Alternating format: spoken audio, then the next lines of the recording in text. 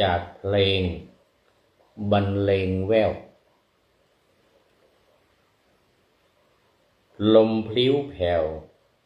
พลิกผันจากฝันต่อมีดอกไม้กำลังใจให้ฉันรอจะสานต่อสู้ทนจนสิ้นใจ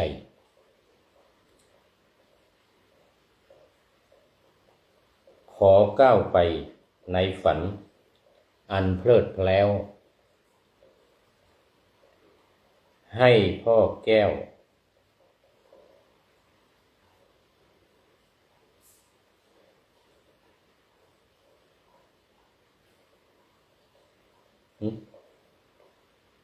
ให้ผ่องแผ้ว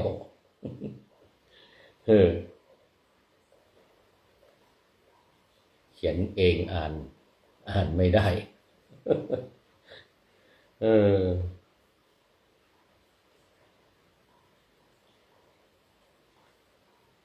ให้ผ่องแผ้ว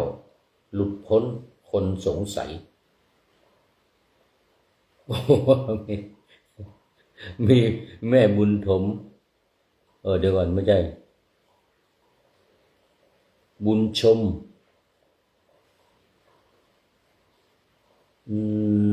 นอคำลานอคำลานอคำล่าบุญชมนอคำล่าเข้ามาแต่หัวรุ่งเลยนี่ป่าหน้าธรรมะยังไม่ทันจบยังไม่ทันเสร็จเลยนี่ พอดีมันอ่านยากก็เลยโอ้นี่นอคำล่าเข้ามาเนี่ยบุญชมนอคำล่าโอ้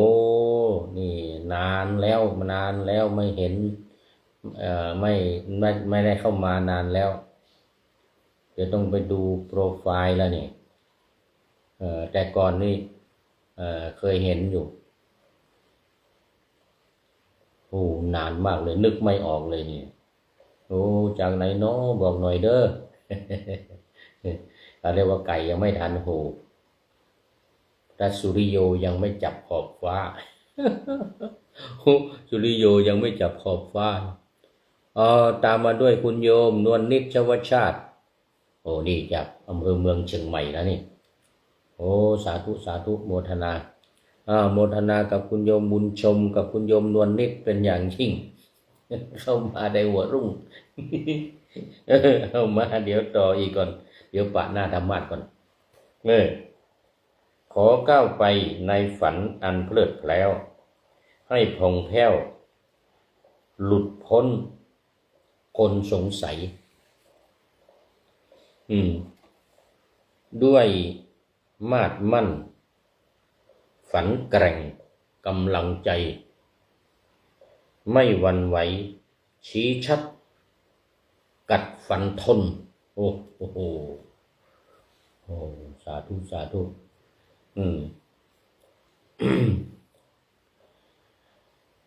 ขอถวายความน้อมน้อมแด่พระรัตนตรัยมีพระพุทธเจ้าเป็นต้นขอถวายความเคารพพระมหาเถระพระเถรานุเถระเจ้าคณะพระสังฆาธิการทั่วโลกมีพระเดชพระคุณหลวงพ่อพระธรรมเสนาบดีเจ้าคณะภาค7วัดพระธาตุดอยสุเทพราชวรวิหารเป็นต้นและขออำนวยพรแด่ท่านผู้ฟังท่านผู้ชมสาธุชนพุทธบริษัททั้งหลาย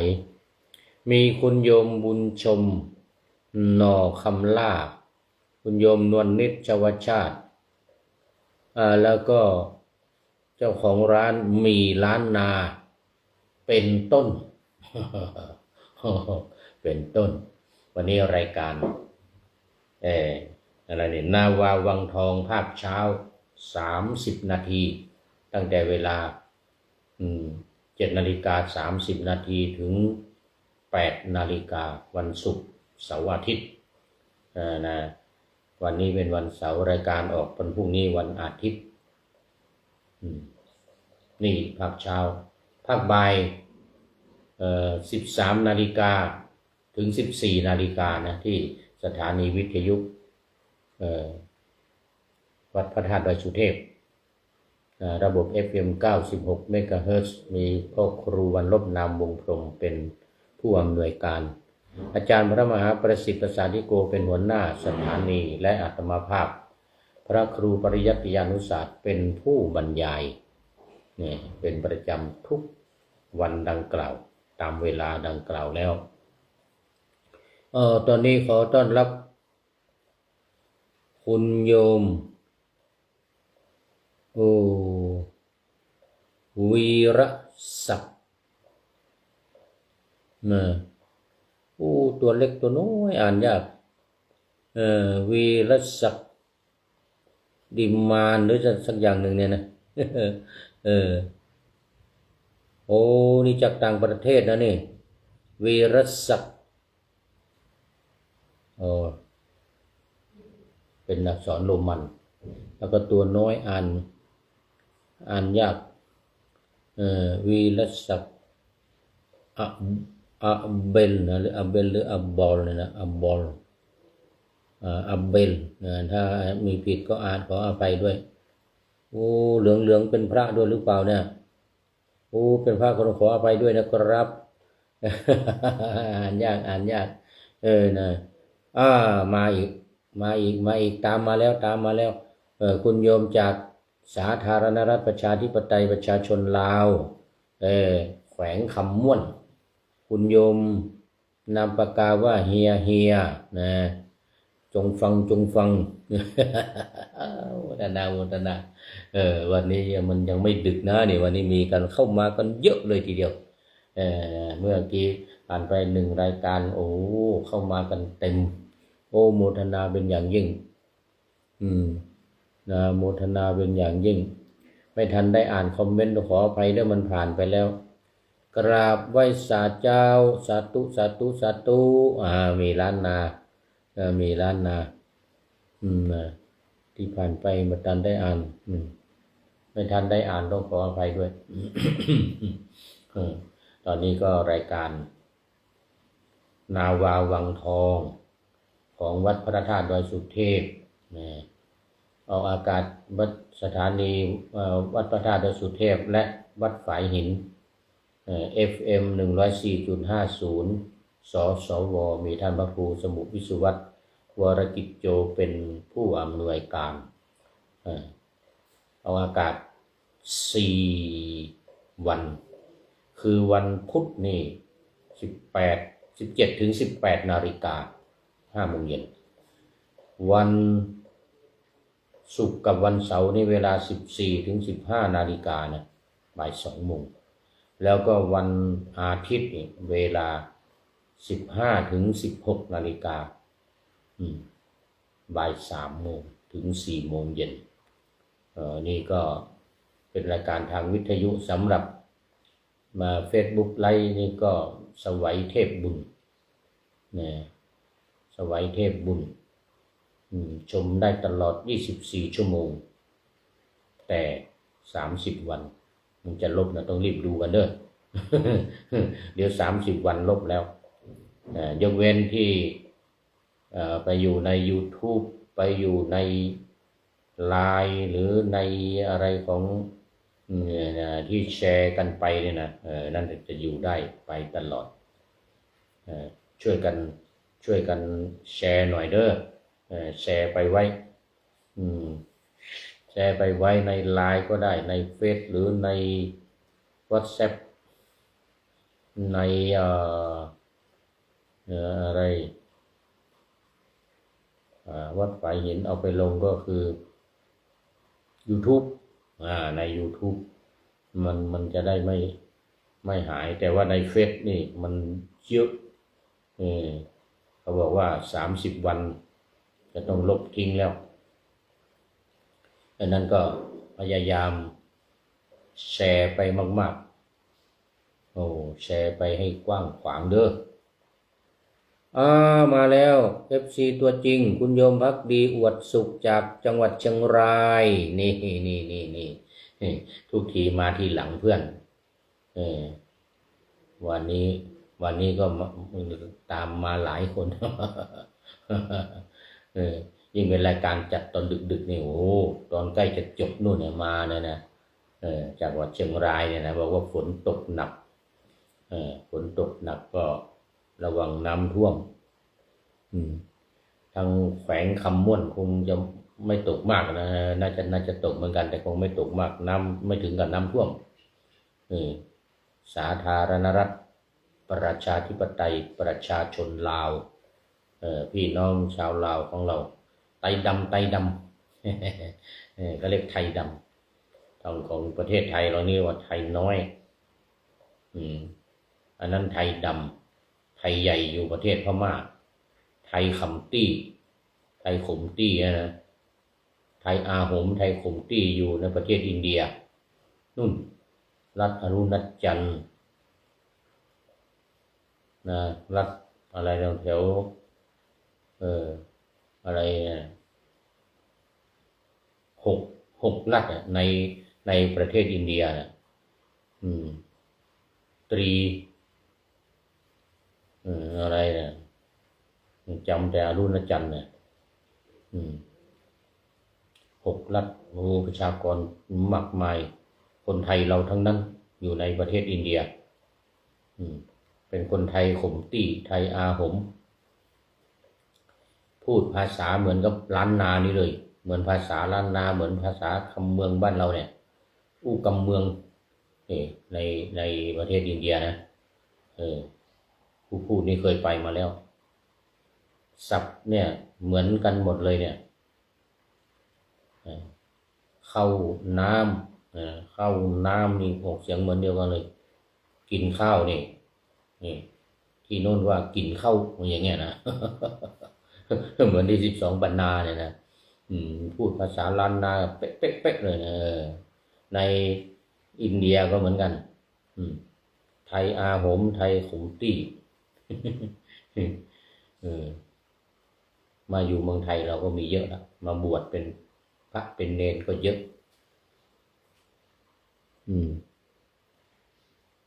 โยมภักดีอวดสุขไม่รู้ว่าไปมาหรือยังเนี่ย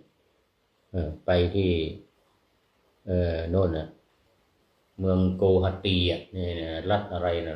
ลืมชื่อไปติดปากเลยอรุณจันทร์เนี่ยจำได้แม่นยำเนี่ย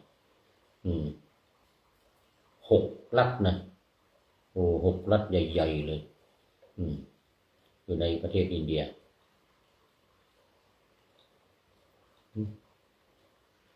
6 เมืองใหญ่ๆ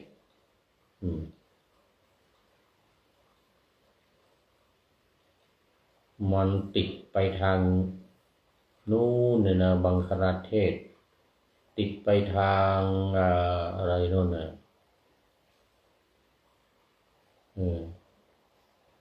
ประเทศอะไรสักอย่างหนึ่งนะลืมต้องขออภัยมันลืมจำนวนมากเลยทีเดียวเอาแล้วทีนี้มาสู่เนื้อหาสาระของธรรมะกันเลยในวันนี้นาวาวังทองโครงการปูทางสู่การตื่นรู้ธรรมนาวาวังของสำนักพระราชวัง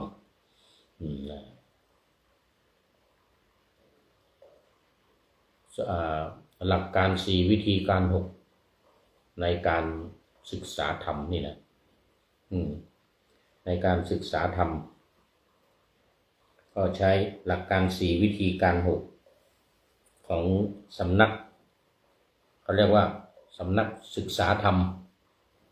โดยธรรมนาวาจังหวัดเชียงรายโอ้ใกล้บ้านโยมภักดีอวดสุขนะนี่ที่จะไปทางแม่สายไปทางอำเภอแม่สายนะอยู่ทางซ้ายมือเราออกจากตัวอำเภอเมืองไปเนี่ยถ้าจากแม่สายเข้ามาอำเภอเมืองก็อยู่ทางขวามือแต่ไม่รู้อยู่จุดไหนนะแต่แน่นอนเป็นสำนักของพระเดชพระคุณท่านเจ้าคุณอาจารย์ต้นท่านเจ้าคุณราชญาณวชิระชิโนดม นี่อาจารย์ทวีวัฒน์จารุวรรณโนเป็นเจ้าสำนักอยู่ที่จังหวัดเชียงรายแล้วก็ทางสำนักพระราชวังโดยพระบาทสมเด็จพระเจ้าอยู่หัวก็ได้นำมาเผยแพร่ในโครงการปูทางสู่การตื่นรู้หรือการตรัสรู้การบรรลุธรรมปูทางสู่การบรรลุธรรมเพื่อให้พ้นจากความทุกข์ทั้งหลายในโลกนี้ก็คือเป้าหมายของพระพุทธศาสนานั่นเองเนี่ยเป้าหมายของพุทธศาสนาก็คือให้คนเราทั้งหลายเนี่ยพ้นจากทุกข์ประสบความสุขอันสุดยอดคือพระนิพพานอันนั้นโครงการปูทางสู่การตื่นรู้นี่จึงมีหลักการ4วิธีการ6หลักการ4นี้ก็คือ1ระลึกถึงพระรัตนตรัย2ท่องธาตุกรรมฐาน4 3ท่องขันธ์5 4สุดท้ายพิจารณาขันธ์5ลงในอริยสัจ4ตอนนี้ขอต้อนรับแม่หลวงจันตา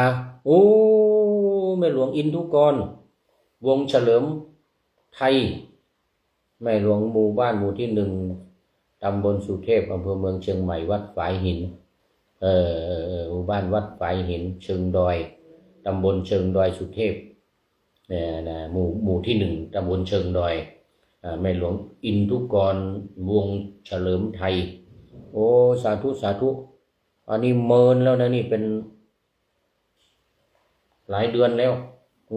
ตั้งแต่ตอนอยู่เยอรมันมาแล้วเนี่ยน่าจะเป็น7-8 เดือนมาแล้วแม่หลวงจันตามาเข้ามานี่นะ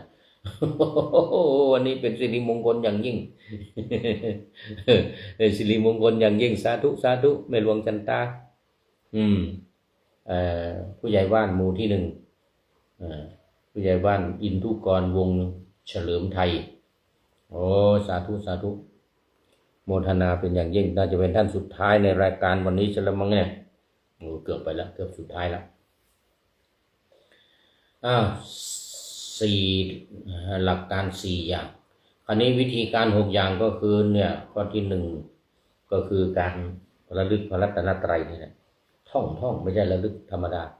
ท่องพระรัตนตรัยให้จำจิตใจจนใจท่องเองหลับก็ท่องตื่นก็ท่องยืนเดินนั่งนอนท่องอยู่ตลอดเวลาท่องอะไรพระพุทธพระธรรมพระสงฆ์พุทโธเมนาโถธัมโมเมนาโถสังโฆเมนาโถอย่างนี้นัตถิเมสรนังอัญญังพุทโธเมสรนังวะรังธัมโมสังโฆก็เหมือนเดียวกันอันนี้เป็นหลักการวิธีการที่1นะแล้วก็มีการทักอารมณ์โกรธอารมณ์รักอารมณ์ใคร่อารมณ์หลงอารมณ์อะไรต่างๆที่มันเกิดขึ้นก็ต้องทักทายให้จำให้รู้จะไม่ต้องทำอะไรหรอกเขาเรียกทักอารมณ์นี่2การท่องธาตุ4คือดินน้ำไฟลมเนี่ยนะและการพิจารณาขันธ์ร่างกายเราเนี่ย6ขั้นตอนมีหมดลมหายใจ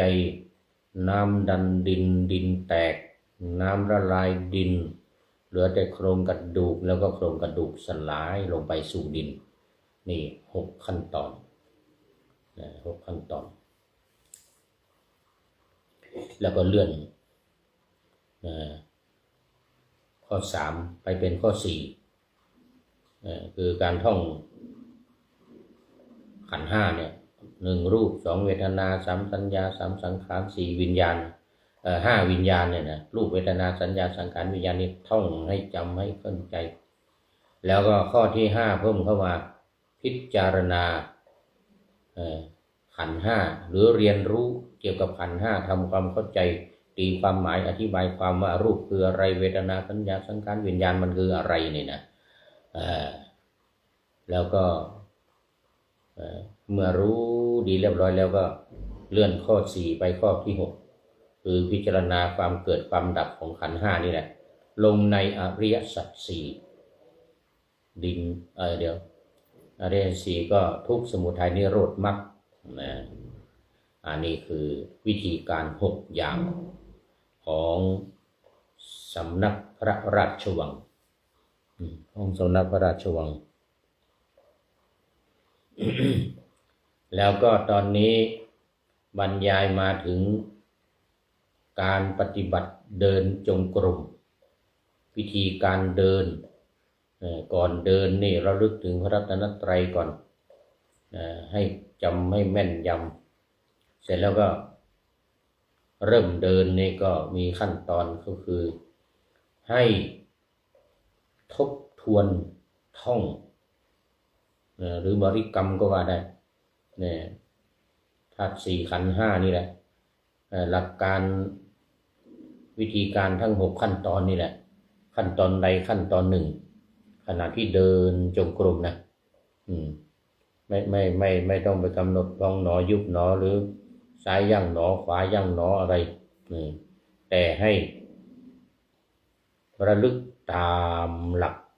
การและวิธีการทั้ง6อย่างที่กล่าวมาเนี่ยแล้วเมื่อวานนี้ก็เล่าบรรยายมาถึงตอนที่เดินแล้วระลึกถึงขันธ์ห้านะระลึกขันธ์ห้าหรือท่องขันธ์ห้าข้อที่1ยังไม่จบดีก็คือกำลังพูดถึงเรื่องของธาตุดิน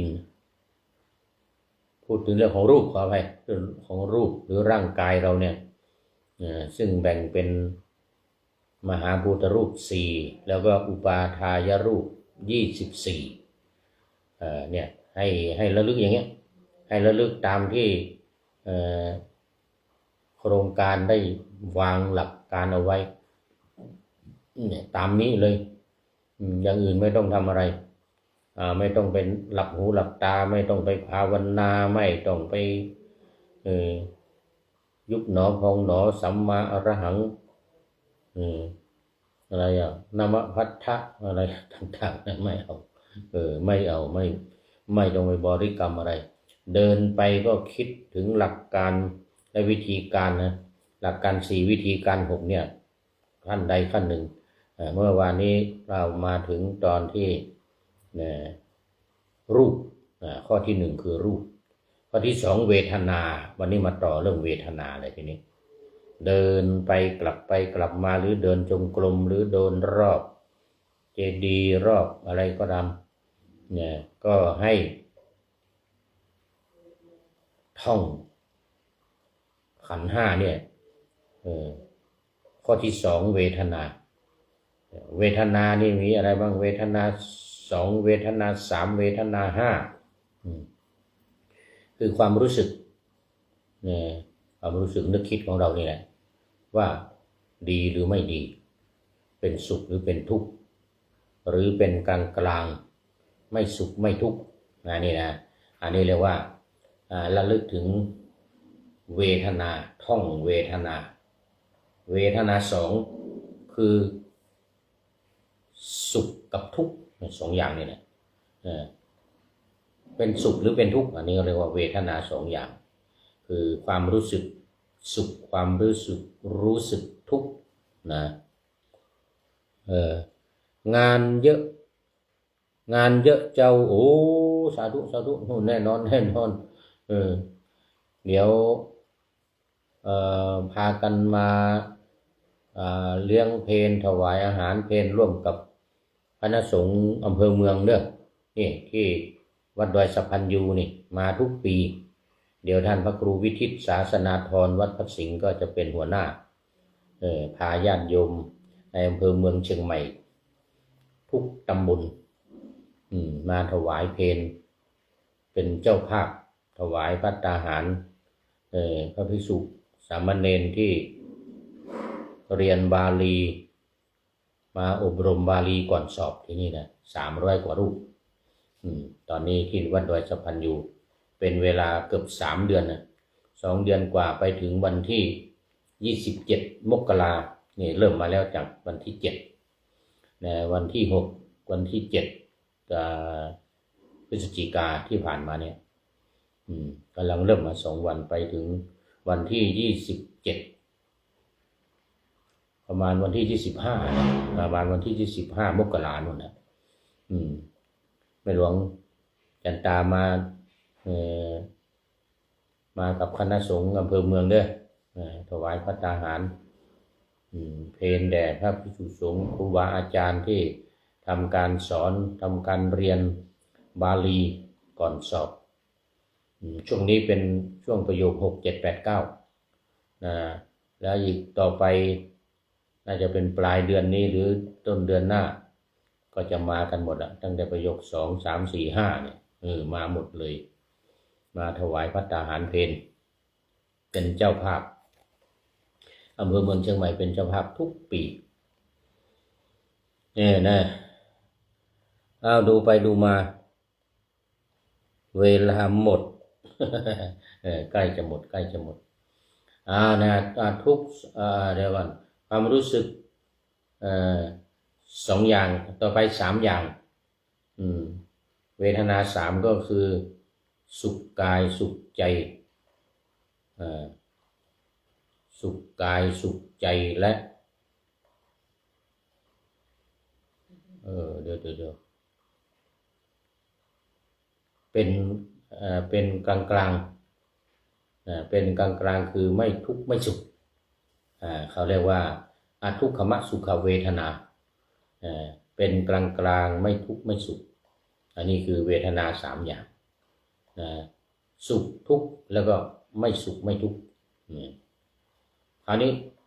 เวทนา5มีสุขกายทุกข์กายสุขใจทุกข์ใจและอุเบกขานี่เวทนา5อย่างนี้เวลาเดินจงกรมนี่ก็เดินไปก็แปลไปตีความหมายไปในหัวข้อเวทนาเนี่ยเวทนา2เวทนา3เวทนา5วันนี้ไว้แค่นี้ก่อนการเดินจงกรมแบบของสำนักพระราชวังวันนี้หมดเวลา โยมแม่หลวงอินทุกรวงเฉลิมไทยหรือแม่หลวงจันตาก็เป็นท่านสุดท้ายเข้ามาสู่เส้นชัยของรายการวันนี้ขอโมทนาเป็นอย่างยิ่งและหลายๆท่านที่เข้ามาแล้วผ่านไปแล้วด้วยมาดูนี่เรียกว่าข้อคิดท้ายรายการข้อคิดท้ายรายการวันนี้จาก The K ครับ Someday The K ครับ Someday นี่นะก็มีสุดานะมี Mindset นะมีเทรดแล้วก็เรียนอย่างนี้นะเป็นต้น มีหลายคนบอกว่ากำลังใจจากเพลงบรรเลงแว่วลมพลิ้วแผ่วพลิกผันจะฝันต่อมีดอกไม้กำลังใจให้ฉันรอจะสานต่อสู้ทนจนสิ้นใจขอก้าวไปในฝันอันเพลิดเพลิวให้ผ่องแผ้วหลุดพ้นคนสงสัย